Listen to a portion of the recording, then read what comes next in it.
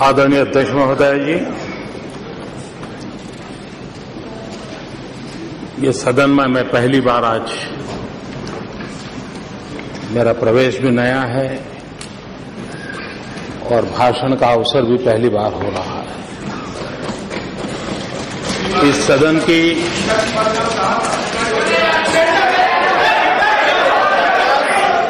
अधीर रंजन जी please. इस सदन की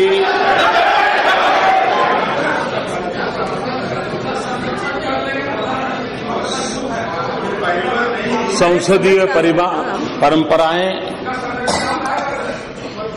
बहुत ही उच्च रही हैं। इस सदन में काफी अनुभवी 3-3, 4-4 दशक से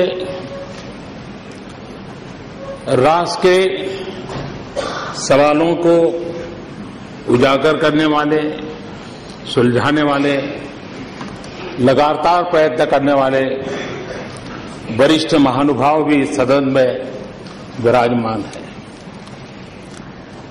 मुझ जैसा एक नया व्यक्ति जब कुछ कह रहा है, सदन की गरिमा और मर्यादाओं में कोई चूक हो जाए तो नया होने के नाते आप मुझे क्षमा करेंगे, ऐसा मुझे पूरा विश्वास है।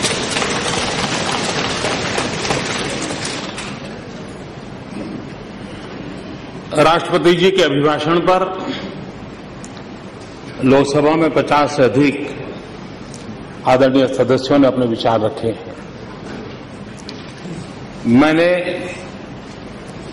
सदन में रहते हुए कुछ और कुछ मेरे कमरे में बैठ करके, लेकिन करीब करीब सभी भाषण मैंने सुने हैं। आदरणीय मल्लिकार्जुन जी, आदरणीय मुलायम सिंह जी, डॉक्टर थम्बी दुराई जी, भर्तृहरि जी, टीएमसी के नेता,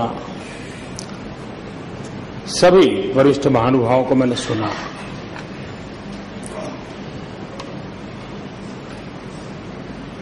एक बात सही है कि एक स्वर ये आया है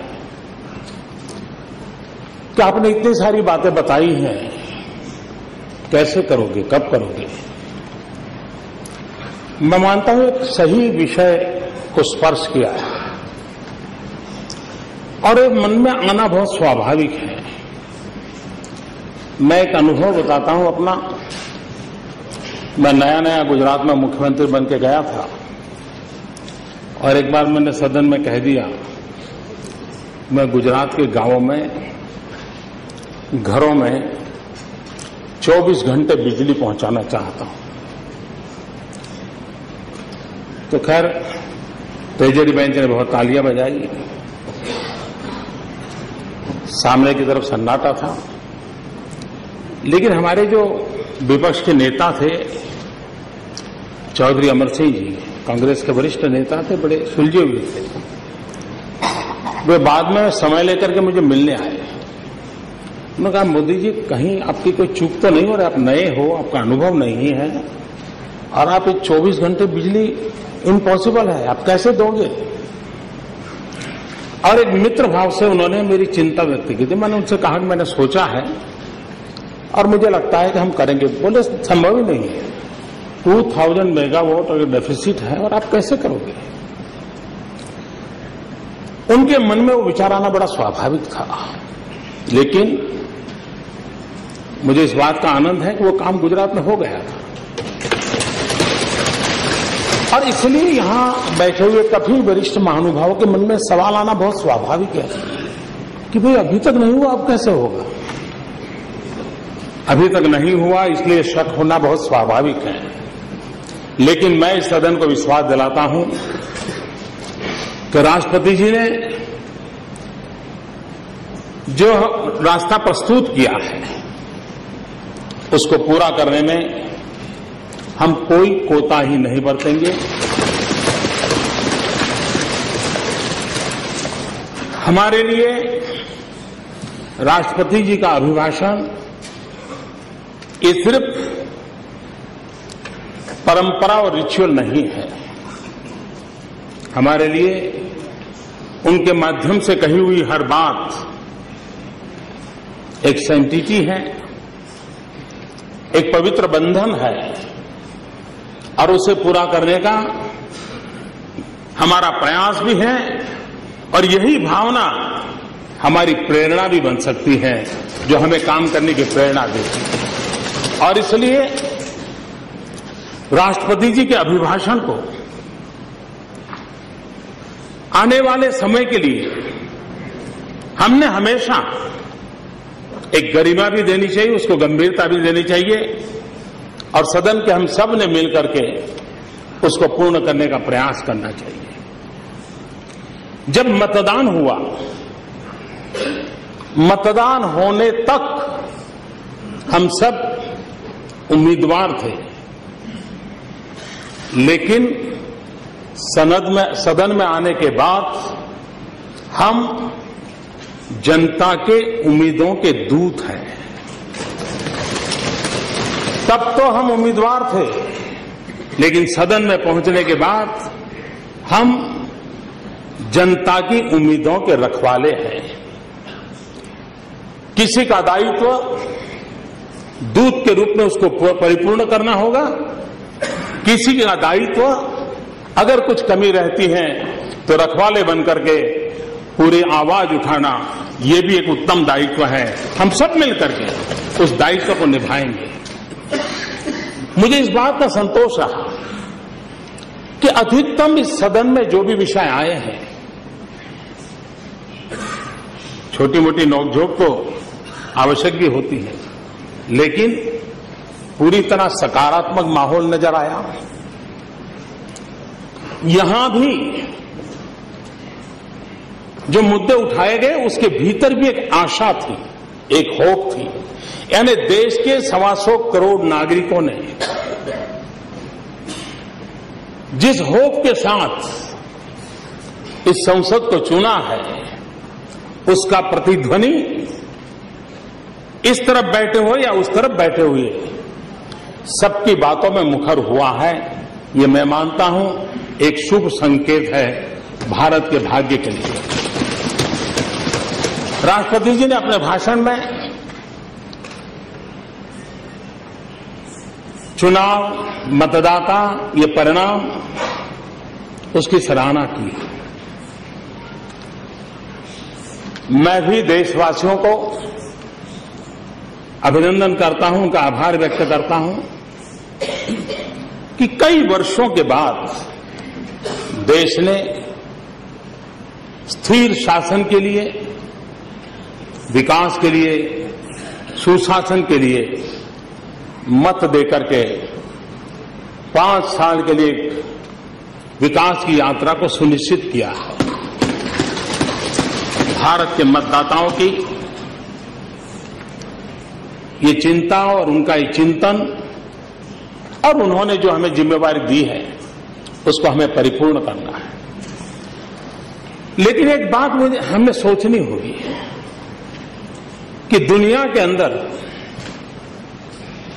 भारत एक बड़ा लोकतांत्रिक देश, उस रूप में तो कभी कभार हमारा उल्लेख होता है, लेकिन क्या समय की मांग नहीं है कि विश्व के सामने हम कितनी बड़ी लोकतांत्रिक शक्ति हैं, हमारी लोकतांत्रिक परंपराएं कितनी ऊंची है, हमारे सामान्य से सामान्य, अनपढ़ से अनपढ़ व्यक्ति की रगों में भी लोकतंत्र के प्रति की श्रद्धा कितनी अपार है।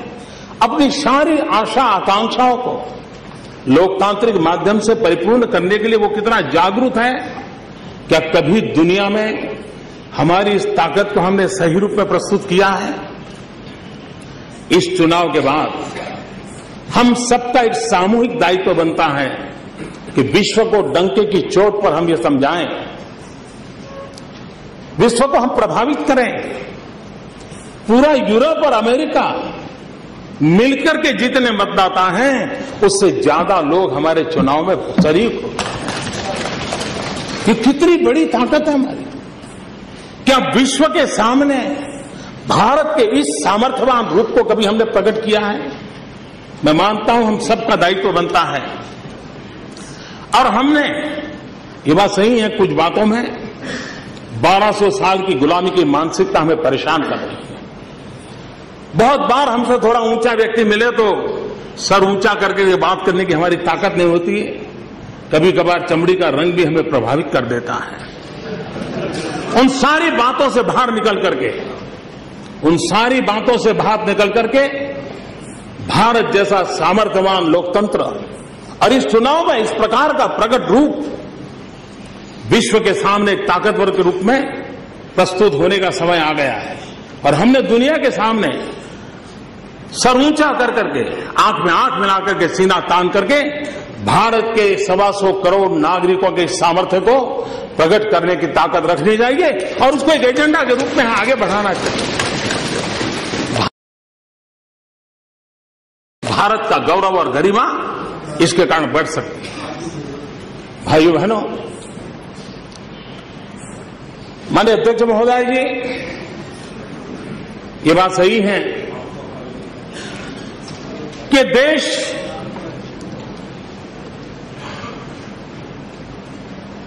इस पर सबसे पहला अधिकार किसका है? सरकार किसके लिए होनी चाहिए? क्या सरकार सिर्फ पढ़े लिखे लोगों के लिए हो? क्या सरकार सिर्फ इन्हें गिने लोगों के लाभ के लिए हो? सरकार गरीबों के लिए होनी चाहिए। अमीर को अपने बच्चे को पढ़ाना है तो दुनिया के कोई भी स्कूल वो या दुनिया का कोई भी टीचर हायर कर सकता है। अमीर के घर में कोई बीमार हो गया, सैकड़ों डॉक्टर उसकी तैनात में आके खड़े हो सकते हैं। गरीब कहां जाएगा?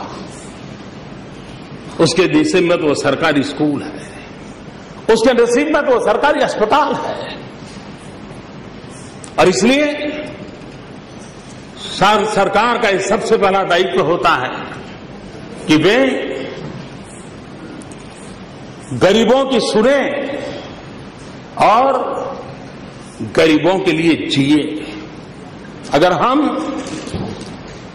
सरकार का कारोबार गरीबों के लिए नहीं चलाते हैं, गरीबों की भलाई के लिए नहीं चलाते हैं, तो ये देश की जनता हमें कतई माफ नहीं करेगी। और इसलिए माननीय अध्यक्ष महोदय जी, इस सरकार की पहली प्राथमिकता है, और हम तो पंडित दीनदयाल उपाध्याय जी के आदर्शों से पले हुए लोग हैं, जिन्होंने हमें अंत्योदय की शिक्षा दी थी। गांधी, लोहिया और दीनदयाल जी तीनों के विचार सूत्र को हम पकड़े तो आखिरी मानवीय छोर पर बैठे हुए इंसान के कल्याण का काम इस शताब्दी के ये राजनीतिक चिंतन के तीनों महापुरुषों ने हमें एक ही रास्ता दिखाया है कि समाज के आखिरी छोर पे जो बैठा हुआ इंसान है उसके कल्याण को प्राथमिकता दी जाए। हमारी वो प्रतिबद्धता है। अंत्योदय का कल्याण ये हमारी प्रतिबद्धता है। गरीब को गरीबी से बाहर लाने के लिए उसके अंदर वो ताकत लानी है ताकि वो गरीबी के खिलाफ जूझ सके। गरीबी के खिलाफ लड़ाई लड़ने का सबसे बड़ा औजार होता है शिक्षा। गरीबी से लड़ने का सबसे बड़ा साधन होता है अंधश्रद्धा से मुक्ति। अगर हम गरीबों में जो अंधश्रद्धा के भाव पड़े हैं, अशिक्षा की अवस्था पड़ी है, अगर उसमें से उसको बाहर लाने में सफल होते हैं तो इस देश का गरीब किसी के टुकड़ों पर पलने की इच्छा नहीं रखता है। वो अपने बलबूते पर अपनी दुनिया खड़ी करने के लिए तैयार है। उतना सम्मान और गौरव से जीना गरीब का स्वभाव है। हम उसकी इस मूलभूत ताकत को पकड़ करके अगर उसको बल देने का प्रयास करते हैं, और इसलिए सरकार की योजनाएं गरीब को गरीबी से बाहर आने की ताकत दें, गरीब से गरीबी के खिलाफ लड़ाई लड़ने की ताकत दें, और शासन की सारी व्यवस्थाएं गरीब को सशक्त बनाने के लिए काम आनी चाहिए और सारी व्यवस्थाओं का अंतिम नतीजा उस आखिरी छोर पर बैठे हुए इंसान के लिए काम में आए, उस दिशा में होगा, तब जाकर उसका कल्याण हम कर पाएंगे। हम सदियों से कहते आए हैं कि कृषि प्रधान देश है, ये गांवों का देश है, लेकिन ये नारे तो बहुत अच्छे लगे, सुनना भी बहुत अच्छा लगा, लेकिन क्या हम आज अपने सीने पर हाथ रख करके कह सकते हैं कि हमने हमारे गांव के जीवन को बदल पाए हैं, हमारे किसानों के जीवन को बदल पाए हैं? यहां मैं किसी सरकार की आलोचना करने के लिए खड़ा नहीं हूं। यह हमारा सामूहिक दायित्व है कि भारत के गांवों के जीवन को बदलने के लिए उसको हम अग्रिमता दें, किसानों के जीवन को बदलने के लिए उसको अग्रिमता दें। और राष्ट्रपति जी के भाषण में उस बात को करने के लिए हमने कोशिश की है। यहां एक विषय ऐसा भी आया कि कैसे करेंगे। हमने एक शब्द प्रयोग किया है, रर्बन, गांवों के विकास के लिए, जो राष्ट्रपति जी के भाषण में हमने देखा। जहां सुविधा शहर की हो, आत्मा गांव की हो। गांव की पहचान गांव की आत्मा में बनी हुई है। आज भी वो अपनापन, गांव में एक बारात आती तो पूरा गांव को लगता है हमारे गांव की बारात है। गांव में एक मेहमान आता है तो पूरे गांव को लगता है हमारे गांव का मेहमान है। ये हमारे देश की एक अनमोल विरासत है, उसको बनाना है, बचाए रखना है। लेकिन हमारे गांव के लोगों को आधुनिक सुविधा से हम वंचित रखेंगे क्या? और मैं अनुभव से कहता हूं, अगर गांव को आधुनिक सुविधाओं से सज्ज किया जाए तो गांव देश की प्रगति में ज्यादा कंट्रीब्यूशन कर रहा है। अगर गांव में भी 24 घंटे बिजली हो, अगर गांव को भी ब्रॉडबैंड कनेक्टिविटी मिले, गांव के बालक को भी उत्तम से उत्तम शिक्षा मिले। मान ले पल भर के लिए शायद हमारे पास हर गांव में अच्छे टीचर ना हो, लेकिन आज का विज्ञान हमें लॉन्ग डिस्टेंस एजुकेशन के लिए पूरी ताकत देता है। शहर में बैठ करके भी उत्तम से उत्तम शिक्षक के माध्यम से गांव के आखिरी छोर पर बैठे हुए स्कूल के बच्चे को हम पढ़ा सकते हैं। हम सैटेलाइट व्यवस्था का उपयोग, उस आधुनिक विज्ञान का उपयोग हम गरीब बच्चों की शिक्षा के लिए क्यों न करें? अगर गांव के जीवन में हमें बदलाव लाए तो किसी को भी अपना गांव छोड़ करके जाने का मन नहीं करता है। गांव को, नौजवान को क्या चाहिए? रोजगार मिल गया तो अपने मां बाप के पास रहना चाहता है। क्या गांव के अंदर हम उद्योगों की जाल नहीं खड़ी कर सकते? एटलीस्ट हम एक बल दें एग्रोबेज इंडस्ट्रीज को।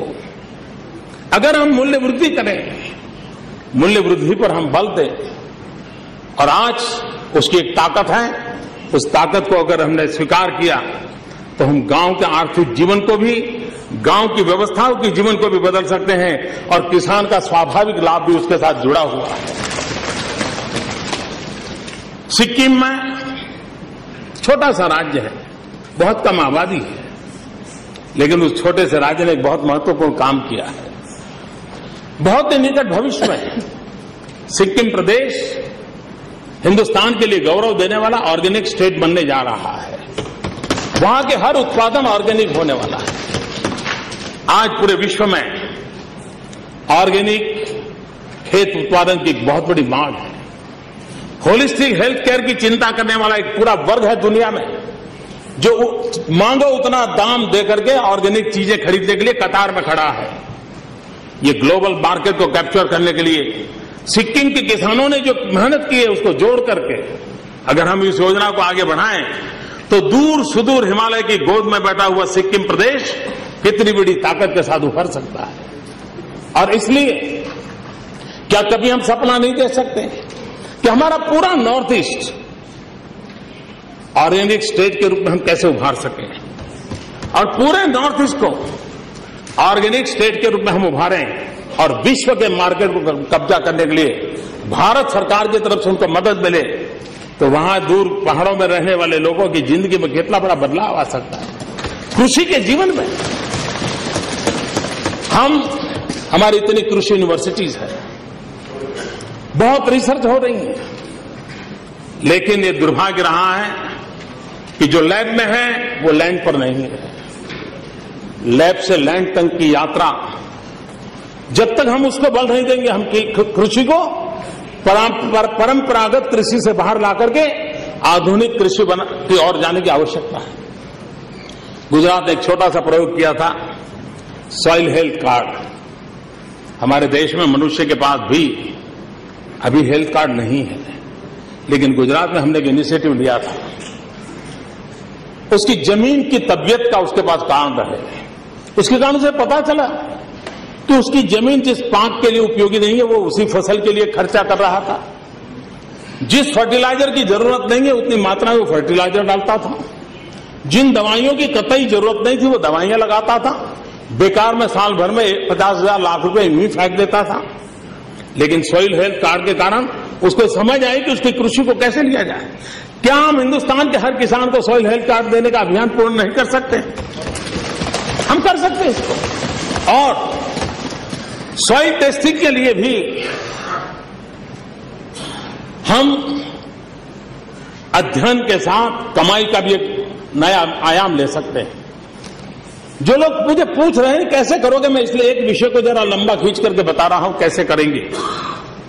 हमारे एग्रीकल्चर यूनिवर्सिटी के स्टूडेंट्स अप्रैल, मई, जून के अंदर जब वैकेशन में गांव जाते हैं और पूरे हिंदुस्तान में जो 10+2 की स्कूल्स है जिसमें एक लेबोरेटरी होती है, क्यों न वैकेशन में वो लेबोरेटरी को सॉइल टेस्टिंग लेबोरेटरी में कन्वर्ट किया जाए। एग्रीकल्चर यूनिवर्सिटी के स्टूडेंट जो कि वैकेशन में अपने गांव जाते हैं उनको स्कूलों के अंदर काम में लगाया जाए और वैकेशन के अंदर वो अपना सॉइल टेस्टिंग का काम उस लेबोरेटरी में करें। उसकी कमाई होगी, उस स्कूल को कमाई होगी और उसमें से अच्छी लेबोरेटरी बनाने का इरादा बनेगा। एक जन आंदोलन के रूप में परिवर्तित किया जा सकता है, नहीं किया जा सकता। कहने का तात्पर्य यह है कि हम छोटे छोटे छोटे प्रायोगिक उपाय करेंगे तो हम चीजों को बदल सकते हैं। आज हमारे रेलवे की आदत क्या है? वो लकीर के फकीर हैं। उनको लिखा गया कि भाई मंडे को जो माल आए वो 1 वीक के अंदर चला जाना चाहिए। अगर मंडे को मार्बल आया है स्टेशन पे, मुंबई पहुंचाना है और ट्यूसडे को टमाटर आया है तो पहले मार्बल भेजता है, टमाटर बाद में भेजता है। क्यों? मार्बल अगर 4 दिन बाद पहुंचेगा तो क्या फर्क पड़ता है, टमाटर पहले पहुंचा है तो कम से कम हमने हमारी पूरी व्यवस्थाओं को सेंसिटाइज करना पड़ेगा। आज हमारे देश का दुर्भाग्य है, इतनी बड़ी टेक्नोलॉजी हुई, इंफॉर्मेशन टेक्नोलॉजी के नाम पर दुनिया में हम छाए हुए रहे। सॉफ्टवेयर इंजीनियर के रूप में हमारी पहचान बन गई, लेकिन आज हमारे देश के पास एग्रो प्रोडक्ट का रियल टाइम डाटा नहीं है। क्या हम इंफॉर्मेशन टेक्नोलॉजी के नेटवर्क के माध्यम से एग्रो प्रोडक्ट का रियल टाइम डाटा इकट्ठा कर सकते हैं? महंगाई को दूर करने का हमने वादा किया और हम इसमें प्रामाणिकता से प्रयास करने के लिए प्रतिबद्ध है। और इसलिए नहीं वो सिर्फ चुनावी वादा था इसलिए कर रहा है, ये हमारी सोच है कि गरीब के घर में शाम को चूल्हा जलना चाहिए।